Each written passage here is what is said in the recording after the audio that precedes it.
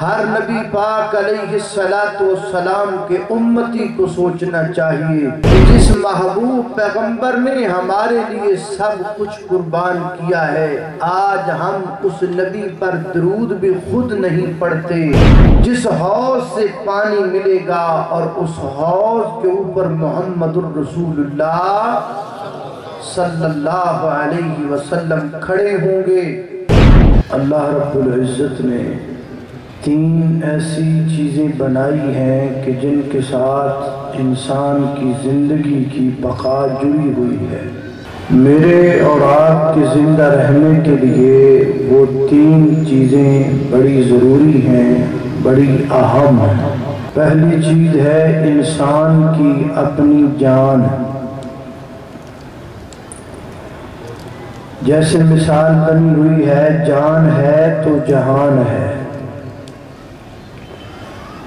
جان نہیں تو جہان بھی بولو۔ آپ میں تو جان ہے ماشاءاللہ، جان ہے تو پھر بولنا تو پڑے گا، جان ہے تو جہان ہے، جان نہیں تو جہان بھی۔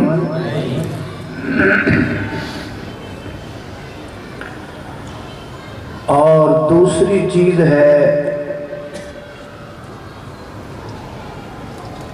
انسان کی دولت، روپیہ پیسہ، بینک بیلنس، درہم و دینار، تھوڑا ہو یا زیادہ ہو، زندگی گزارنے کے لیے بہرحال کچھ نہ کچھ مال ضروری ہے۔ ضروریات زندگی کو پورا کرنے کے لیے اپنا اور اپنے بچوں کا پیٹ پالنے کے لیے کچھ نہ کچھ مال تو ضروری ہے۔ اور تیسری چیز ہے اولاد۔ اولاد کی اہمیت کیا ہے؟ مکان ہو، محل ہو، سنگ مرمر سے بنا ہوا، چاہے اس کے اندر ہیرے جواہرات ہی کیوں نہ جڑے ہوں،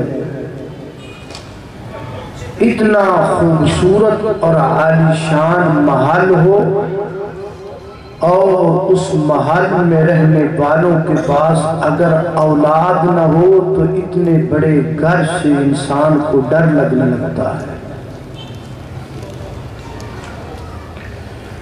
عورت کی گود میں چاہے آپ جتنا بھی سونا رکھ دیں، اس کی گود کو وہ ہریالی نہیں ملے گی جو ایک لال سے مل سکتی ہے۔ یہ وہ تین چیزیں ہیں جو انسان کی زندگی کے ساتھ جڑی ہوئی ہیں۔ ان کے سہارے انسان زندگی کے دن اور ایام پورے کرتا ہے۔ لیکن اگر آپ درد دل کے ساتھ بات کو سمجھنا چاہیں تو بات یہ ہے کہ جس نبی کے ہم امتی ہیں، جس کا کلمہ میں نے اور آپ نے پڑھا ہے، کبھی آپ نے سوچا ہے کہ اس محبوب نے اپنی اس امت کے لیے ان تینوں چیزوں کی قربانی دی ہے؟ جان کی بھی، مال کی بھی اور اولاد کی بھی۔ جان بھی امت پہ قربان کر دی، مال بھی امت کے لیے قربان کر دیا، اولاد بھی امت کے لیے قربان کر دی اس نبی نے جس کے ہم امتی ہیں۔ اللہ فرماتے ہیں حریص علیکم، ہمارے نبی محترم جناب محمد الرسول اللہ صلی اللہ علیہ وسلم کے حرص کا عالم یہ تھا کہ اکلوتے بیٹے کا باپ بھی اپنے بیٹے کے لیے اتنا پریشان نہیں ہوتا جتنے اللہ کے پیغمبر ہمارے لیے پریشان ہوتے تھے۔ آج میں اپنے گریبان میں نظر ڈالوں، اکیلا بیٹھ کر سوچوں کہ جب اللہ کے پیغمبر نے میرے لیے اتنا کچھ کیا ہے تو میں نے اپنے نبی کے لیے کیا کیا ہے۔ مجھے سوچنا چاہیے، ہر کلمہ گو کو سوچنا چاہیے، ہر نبی پاک علیہ السلام کے امتی کو سوچنا چاہیے کہ جس محبوب پیغمبر نے ہمارے لیے سب کچھ قربان کیا ہے، آج ہم اس نبی پر درود بھی خود نہیں پڑھتے، ہاتھ ہلانا پڑتا ہے، منتیں کرنی پڑتی ہیں، کہنا پڑتا ہے بھائی درود پڑھ لو۔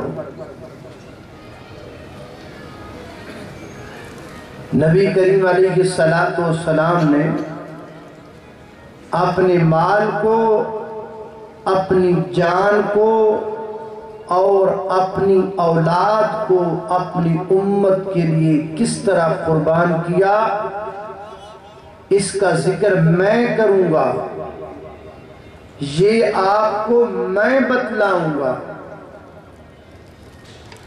اور بتلانے کے بعد کراچی کے ساتھیوں، لیاری کے ان مسلمانوں کے سینوں میں ایک سوال چھوڑ جاؤں گا کہ اللہ کے محبوب پیغمبر نے ہمارے لیے اتنا کچھ کیا تھا، ہم نے کیا کیا ہے؟ یہ آپ نے اپنے آپ سے سوال کرنا ہے اور اپنے آپ کو ہی جواب دینا ہے۔ اگر تو آپ کے پاس جواب یہ ہو کہ جی ہاں میرے دامن میں بھی کچھ قربانیاں ہیں جو میں نے آپ کے لیے دی ہیں،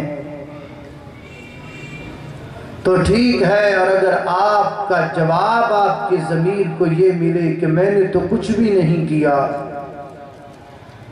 تو پھر یاد رکھیے مرنا سب نے ہے، دنیا سے جانا سب نے ہے، میدان محشر بپا ہونا ہے، اور میدان محشر میں ہم نے پیاس کے ساتھ نڈال بھی ہونا ہے، اور جب پیاس کے ساتھ نڈال ہونا ہے تو ہم نے دوڑ کر اس حوض پر بھی جانا ہے جس حوض سے پانی ملے گا، اور اس حوض کے اوپر محمد الرسول اللہ صلی اللہ علیہ وسلم کھڑے ہوں گے، اور جب ہم وہاں پہنچیں گے ہمارے ہونٹ خشک ہو گئے ہوں گے، زبان تالو کے ساتھ چپک گئی ہوگی، ہم لڑکھڑاتے ہاتھوں سے آپ سے پانی مانگیں گے تو آپ پوچھ لیں گے کون ہو تم؟ جی میں آپ کا امتی ہوں۔ تو آگے سے اگر آپ نے یہ فرما دیا میرے امتی ہو تو میرے لیے داڑھی کے چند بال تو چہرے پہ رکھ نہ سکے، اب پانی مانگنے آ گئے ہو،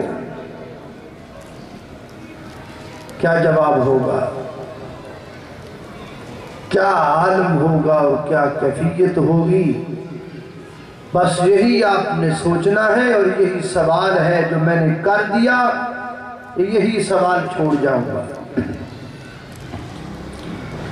نبی علیہ السلام نے اپنی اس امت کے لیے اپنی جان تک کی پرواہ نہیں کی،